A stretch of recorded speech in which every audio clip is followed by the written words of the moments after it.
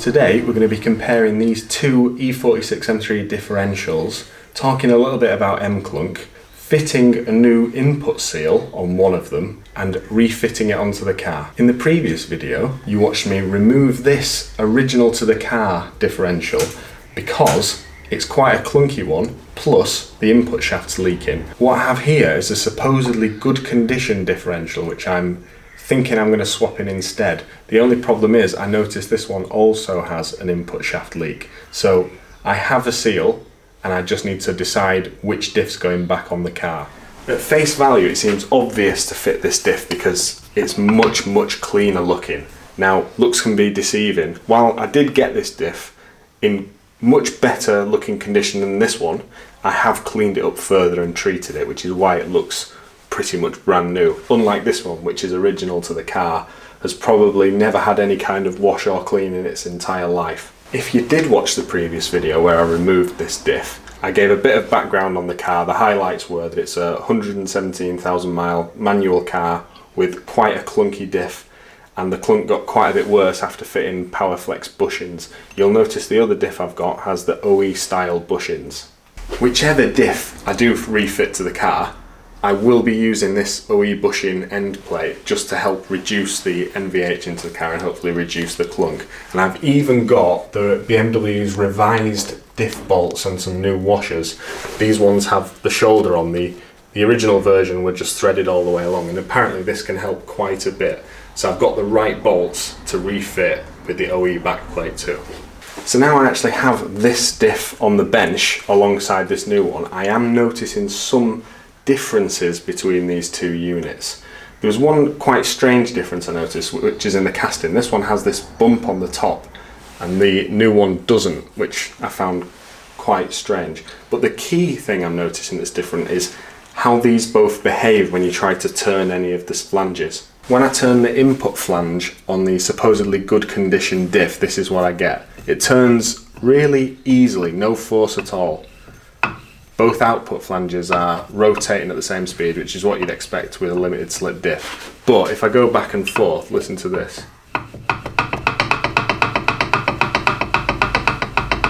Sounds clunky, that one, doesn't it?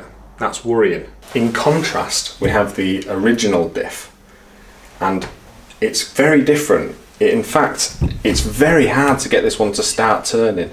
It seems to seize this. If it gets to sit for a second, suddenly it's solid again. Once it's going, but doesn't seem quite as clunky as the other one, even though there is a bit. But this diff I know was very clunky, or my car with this diff fitted was very clunky. One thing to note is this diff has actually got no oil in it, or very little oil in it at the moment, because I drained it out. It looked okay, it looked a little bit old. This diff being dry might explain why it sounds a little bit clunkier than this one on the bench.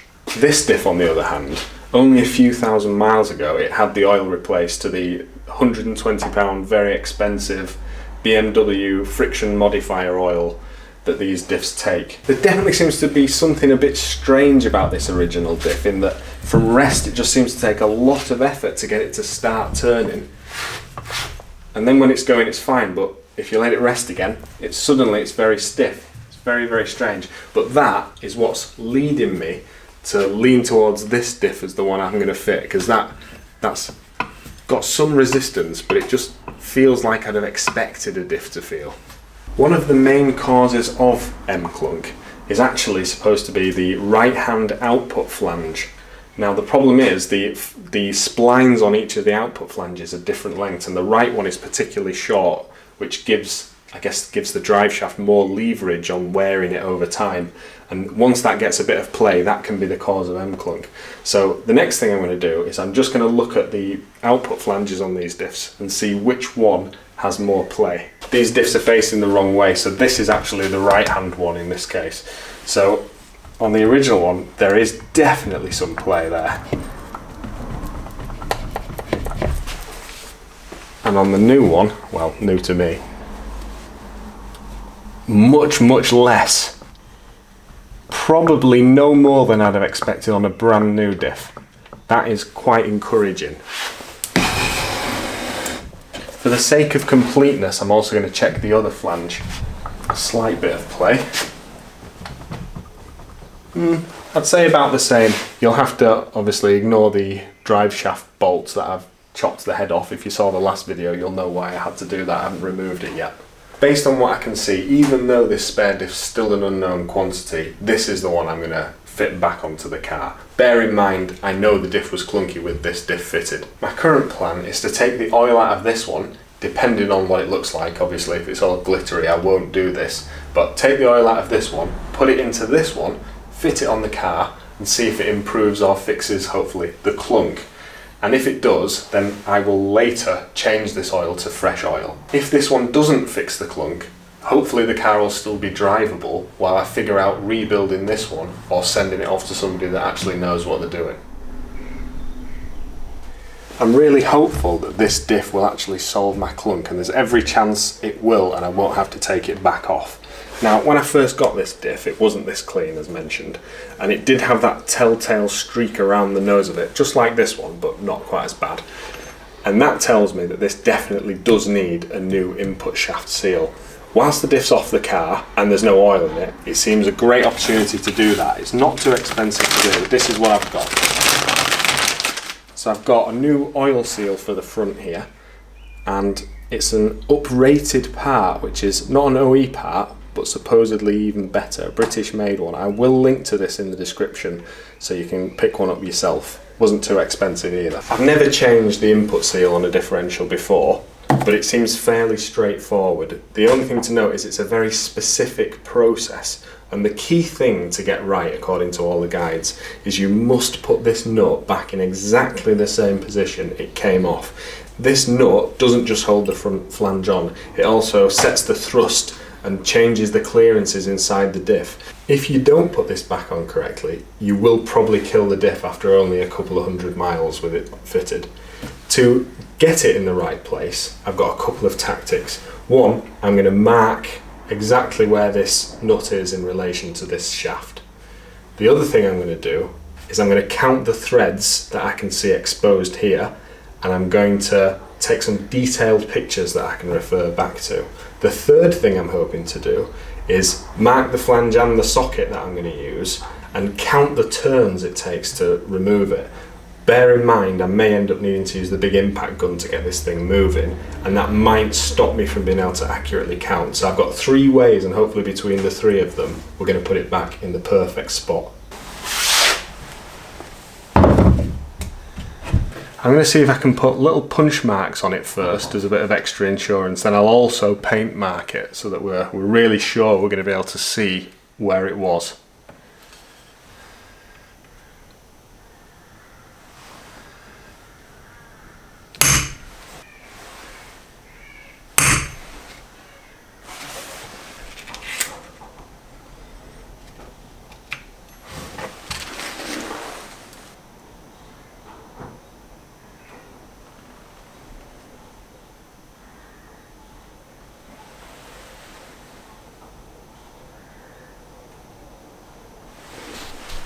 Right, every chance of us getting it back in the right place now. We'll try not to wipe the paint off, but at least we have the punch marks.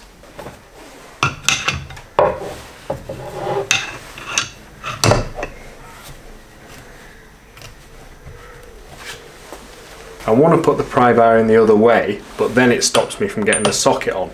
You'll need a 32mm socket, and I've paint marked that as well. Let's see if a bit of breaker bar action can get this out.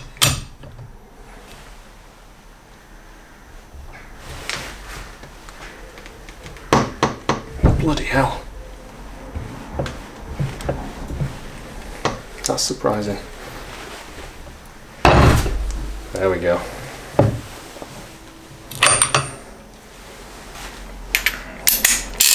Right, let's count these turns.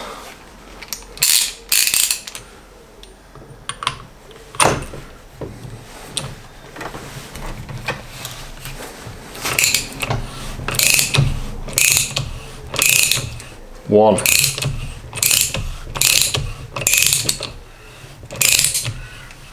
Two.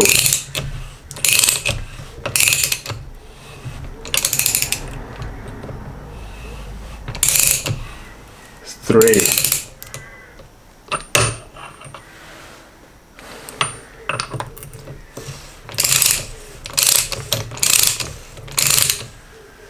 4,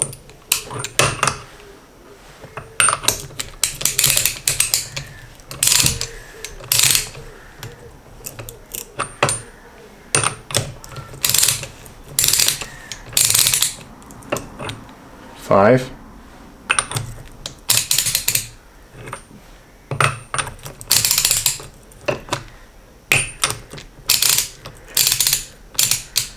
6. Doesn't look like it's got much left on there.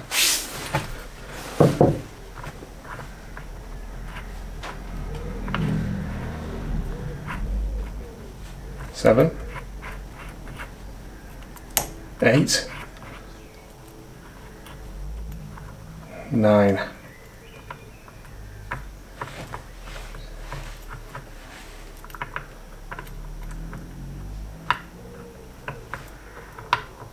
9 3/4.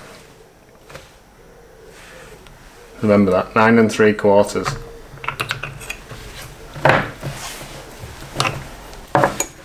Well, that worked surprisingly well, and I even got to count the turns, which was a luxury I wanted. Sadly, the flange won't just pull off now you've removed that. You need to use an actual puller. This is what we've got. This is a 100mm puller.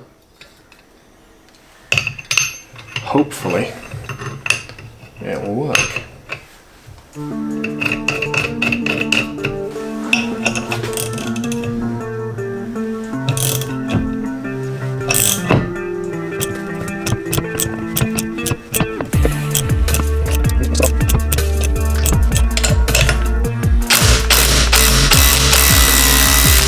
Yeah, it's moving.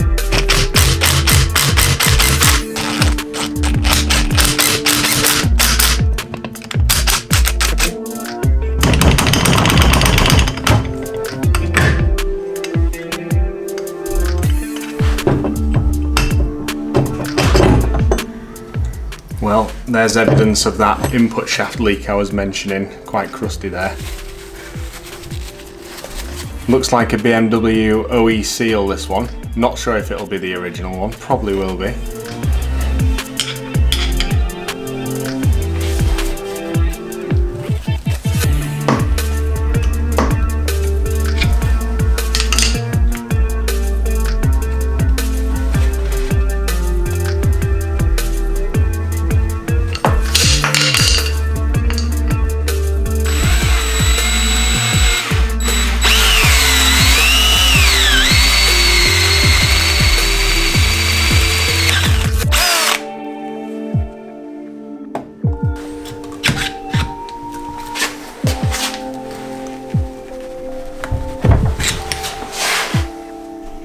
Let's hurt yourself. Oh, hold on.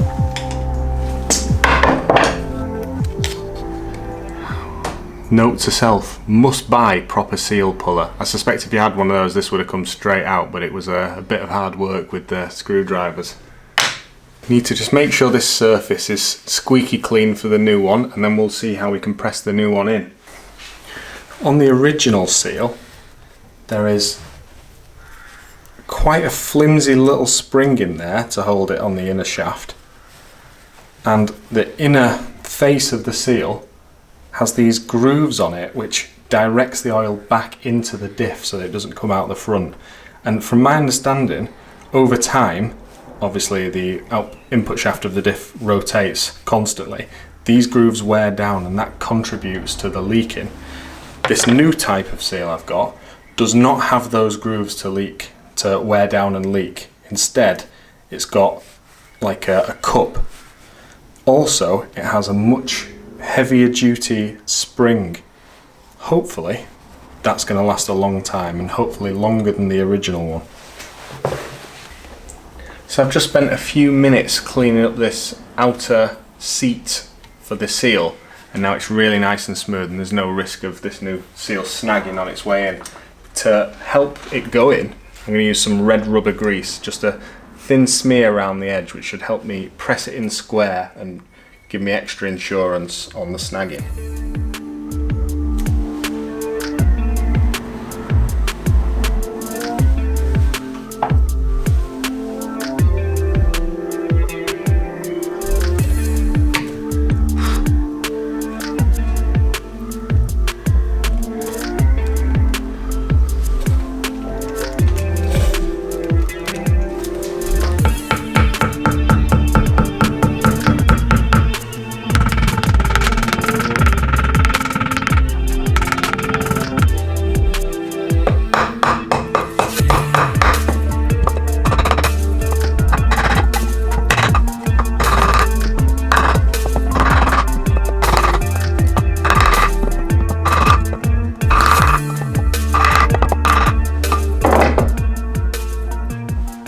So that's now in perfectly flush. Very, very happy. Top tip that I couldn't quite get on camera is to start it off going in evenly. You can use this flange the wrong way around, as it gives you a really nice flat surface that you can just get it started with, and then I finished it off with the plank of wood. Worked a treat. So now we need to get to work putting the input flange back on. I'm going to try and line it up back on to the same splines it was, and I'm going to use a little bit more red grease around this just to help lubricate the inner seal and just prevent it from snagging there too.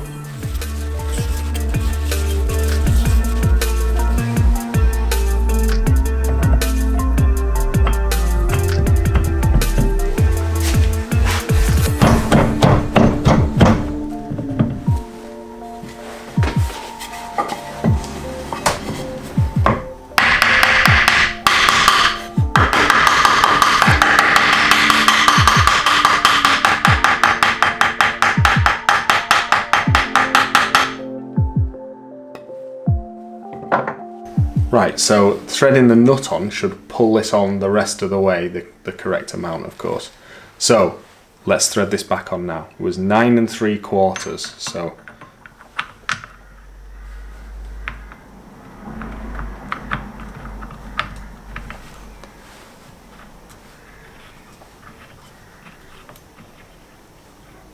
that's the 3/4. 1, 2, 3, 4, 5, 6, 7.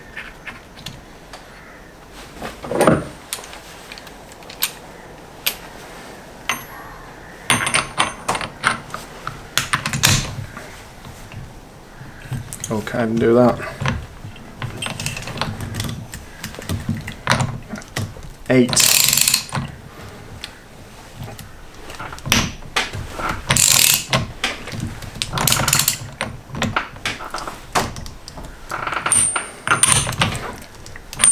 Just that last little bit.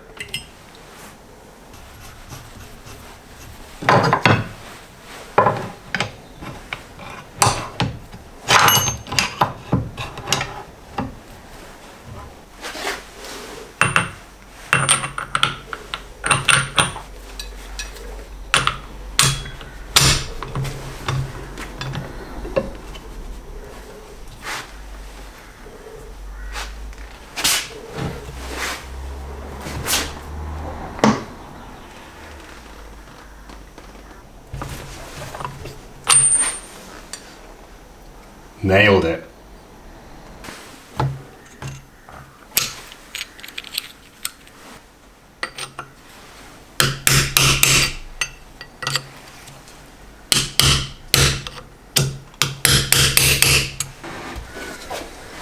So now I'm going to drain the oil out of the original diff, and we'll have a look at it, and hopefully it looks in good enough condition that I can just pour it into the other one and not really worry too much, so I can find out if it's clunky or not after fitting.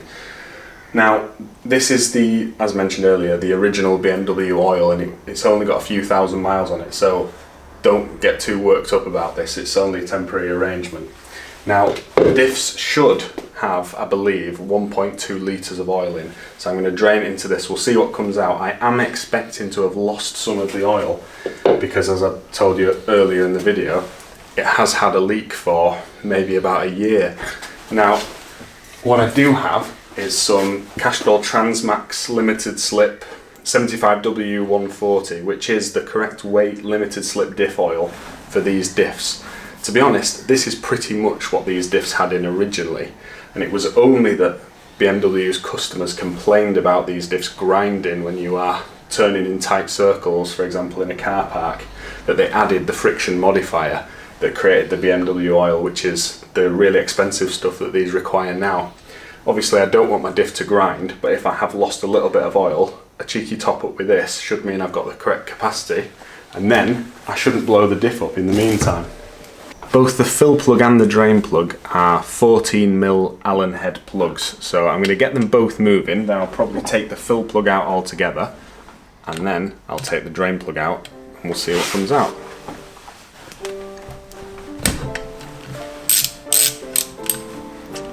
Good start.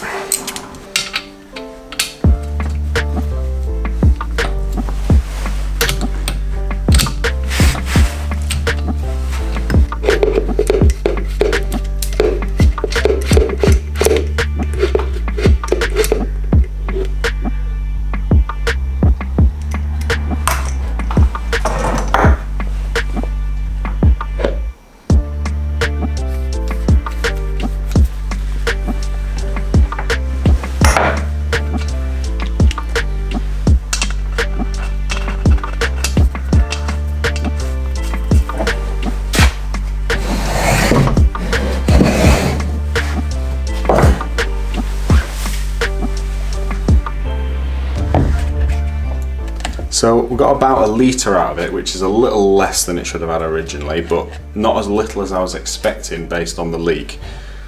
And it looks kind of dark when it's all together, but as you can see from this bit spilled on the bench, it's pretty clean. So I'm quite happy to stick this in the other diff temporarily.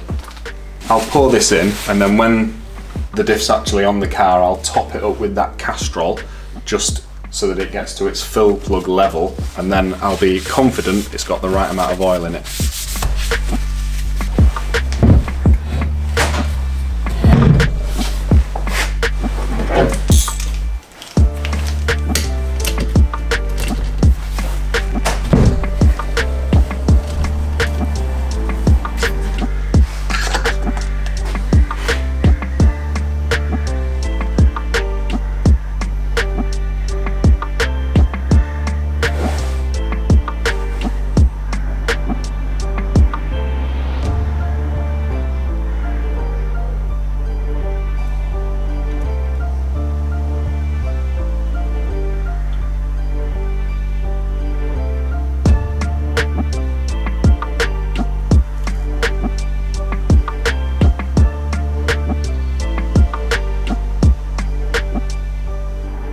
Reassuring that there's a little to no sediment left at the bottom of that oil. Maybe I don't need to worry about this as much as I am, to be honest. Might not need to change it for a little while. I'll nip these up, but I'm not going to torque them yet, because bear in mind I am going to give it a little top up on the car.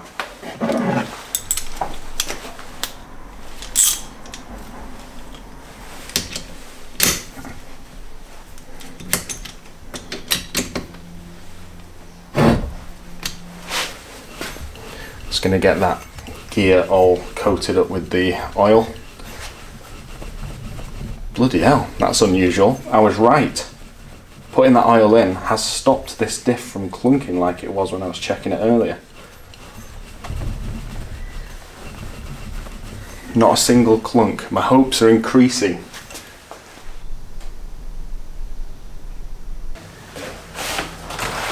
Okay, before I get ahead of myself and start trying to fit that diff back into its home, well, into its new home, we should check some of the M-Clunk causing items that are not the diff under the car, starting with the drive shafts.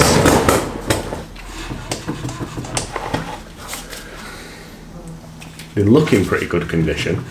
There is a little bit of play but not really more than I'd expect from a drive shaft. Most of that noise is the disc in the caliper. And the prop shaft as well, which is very greasy.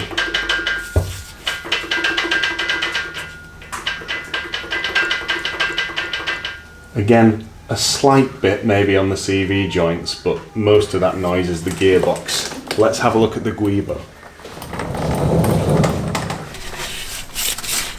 The Guibo, aka the donut or rubber flex disc, is looking really good actually. Great condition, no cracking. Pretty sure it was changed not too long ago, to be honest. Can't quite remember, I'll have to check my own service history. But that looks really healthy. Also, my boot floor is looking excellent. When ETA Motorsport reinforced it, they welded the plates on that you can see, and they undercoated this area of the car in black to give it some protection. That looks like it's held up really well. You might notice it's looking a heck of a lot better up here than it did when I took this diff off in the previous video. That's because I've had a really good clean around. I got absolutely filthy in the process, and I gave everything a good coating with this wax oil spray. This Genelite stuff is a light oil coating. It needs topping up probably once a year, but it gives everything a bit of a waxy finish, which just protects against rust and corrosion. And to be honest, now it's cleaned up with a bit of that on it, it looks really good for a UK car. I'm really happy with how it looks under here. So other than the diff, there's nothing obvious to me that's causing the M-Clunk. Obviously, there can be a combination of factors at play, all working together to add that slack in which causes the clunk. Maybe a slight bit of play on the prop, slight bit of play on the drive shafts, slight bit of play in the diff, all together giving that clunk, and that's well possible. But as this diff that I'm fitting seems a lot less clunky than the original, I'm hoping to have at least got a really good improvement on this M-Clunk. The E46 is inherently clunky, so I'm not expecting a complete solution here, but I just want to bring it back into the realm of reasonable clunk.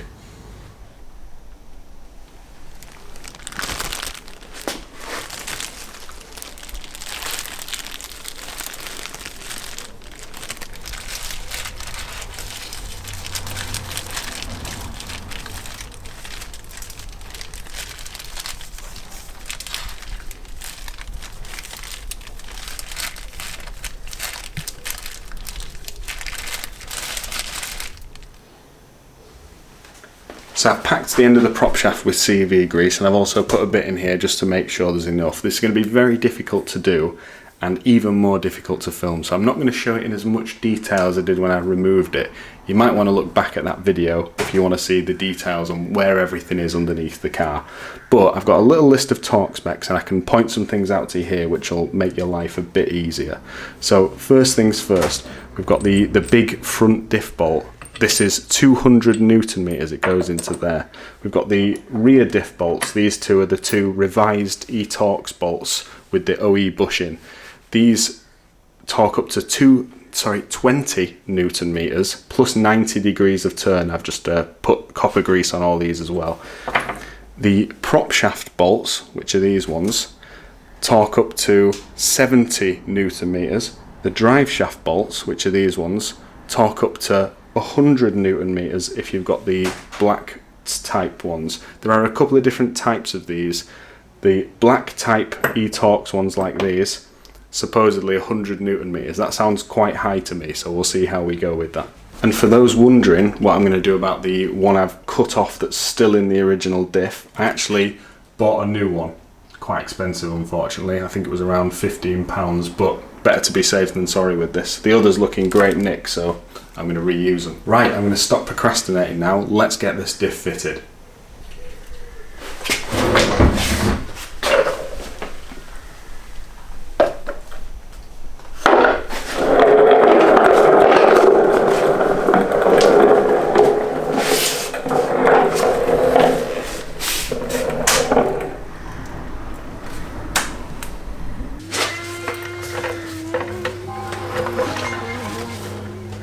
Going off.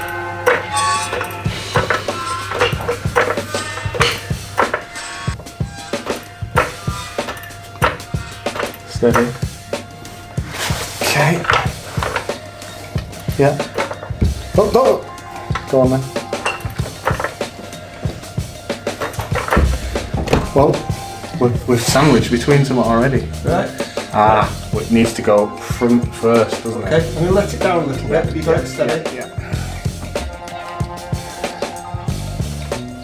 Right. So what we need Now to we've do... got it to here. We need to lift the nose up. I really don't like putting my head anywhere near it. Honestly. Bloody CV grease on myself already.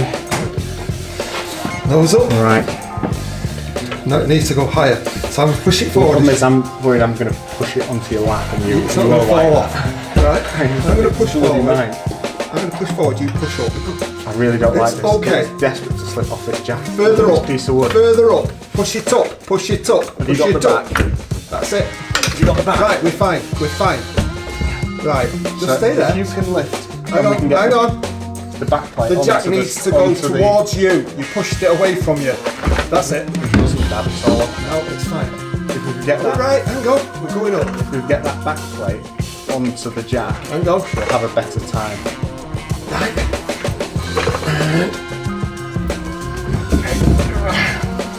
Right. Okay, It's nice okay. pillow. Oh, my bloody fingers. Right, well, it's kind of in the right spot now. What would be great is if you could raise the jack so it gets onto this back plate. Piece of wood. Right. Have you got the weight of this? Because I I've got it. Right, have you got it? The jack needs to be further towards you and you... Yeah, I've got it. Right, lift, lift, lift. Now, the problem is it needs to... When it goes up, it goes towards you. Right. Right, how's it looking? Right, to me, it's it's not- looking like I can almost start to get the back bolts in. I think you need to let go now. Let go. Right. I think you need to make sure your half Yeah, shaft that's a and good your prop point. shaft are going to go in the right place. That's a great point. And then we need to put the back bolts in. Don't push. We're not a million miles off here. You get the other side. I've done the other side. Oh. Okay. Yes. Yeah. Right. Prop shaft. Lucky. But Yeah. Do you want me to push forward? It's just going to drop on your head. It probably is. okay. No, you need to get the bolts. I want to put a bolt into. You need to get the Sorry. bolts for the back here, and we need to go in. Well, if you want to put one of them in, put it in. Right. Right. Try and put a second one in. It's going nowhere then.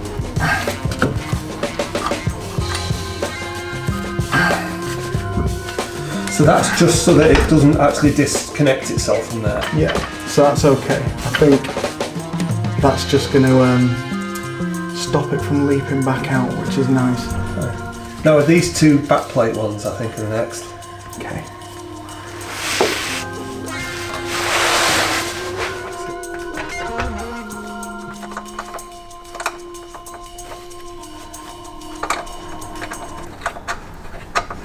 Jack it up a bit then.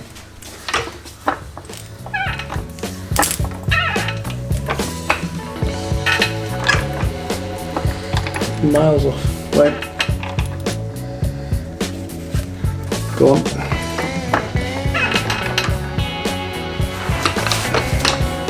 Keep going. I think we're at the top of the jack. Really? But if you see it dancing. Yeah. Not ideal. but Right, go and okay. get that other piece of wood. I'll just lower it down and slot that other piece of wood in. Don't lower it yet. I'm not. I'm waiting for you.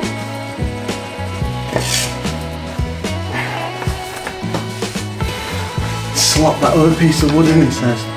It's not going anywhere, don't worry. 9. Your fingers out Up, the way, up, aren't up, up. We're good, I'll scream, you'll know. If I scream, stop. Stop, stop. they? You didn't scream. A bit more. Stop. Okay. Is it lined up? Come on.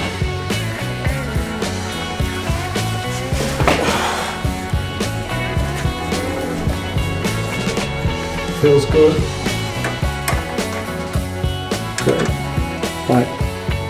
lower it a bit. Right, are we done with these, Jack? I think they're in loosely enough for us to go and look at the front one now.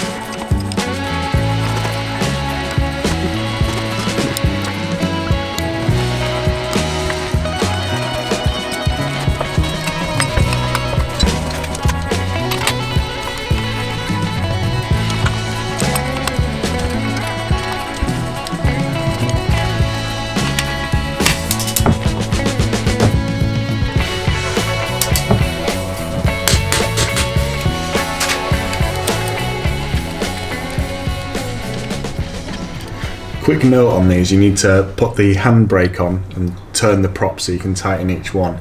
As I go, I'm putting a paint mark on each.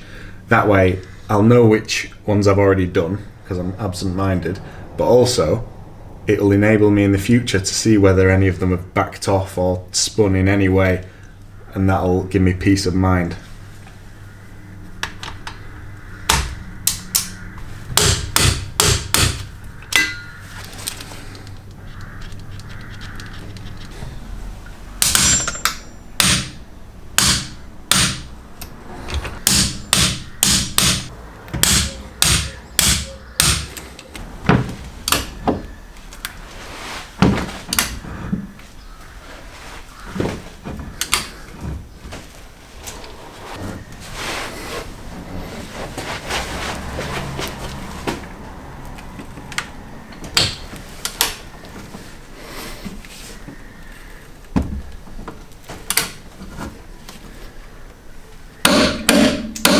Yeah, buddy.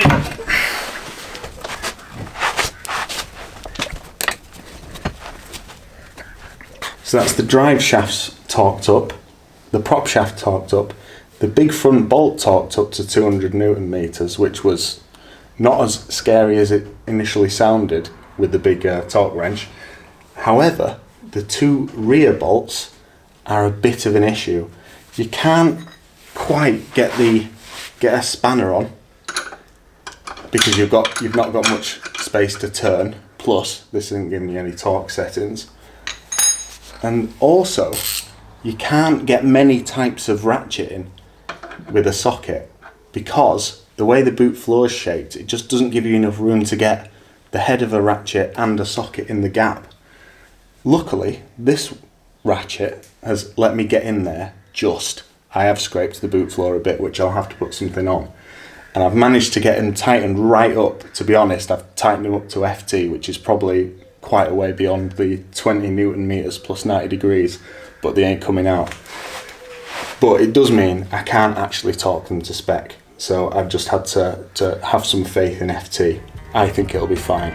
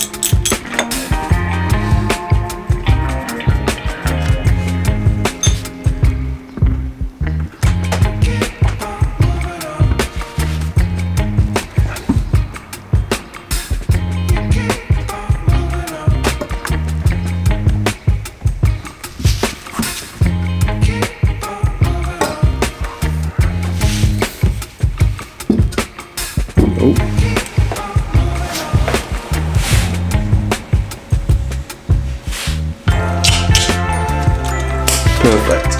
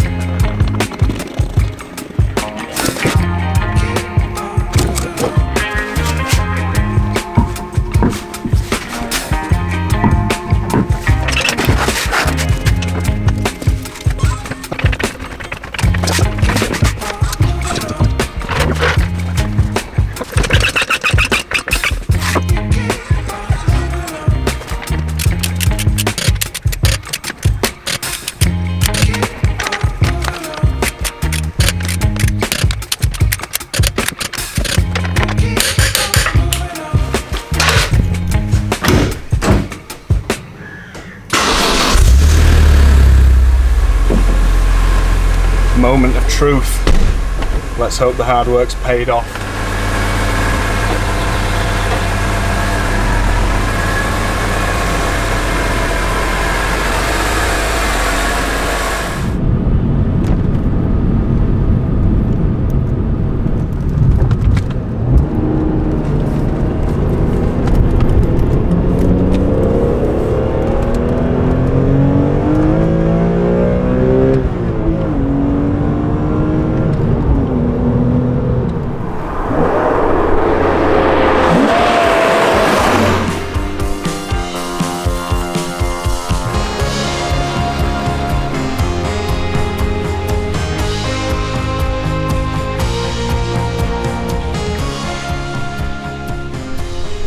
Well, that's about 50 miles put on the car since swapping the diff.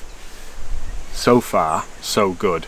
The clunk is much improved. I wouldn't say there's zero clunk, but there's a completely acceptable level of clunk. And only because I'm sensitive to it can I really notice it. I suspect a passenger wouldn't even notice it anymore. So it seems like I didn't get scammed in buying that diff that was in supposedly good condition. I did notice at first when I'd set off with that diff a humming on roundabouts, but I was kind of expecting that because the diff had been sat dry for a while and I knew the oil needed to circulate around the diff and into the clutches just to stop it from being noisy. That's that original humming that BMW's customers took back, which caused the friction modifier to get added to the recipe for the diff oil.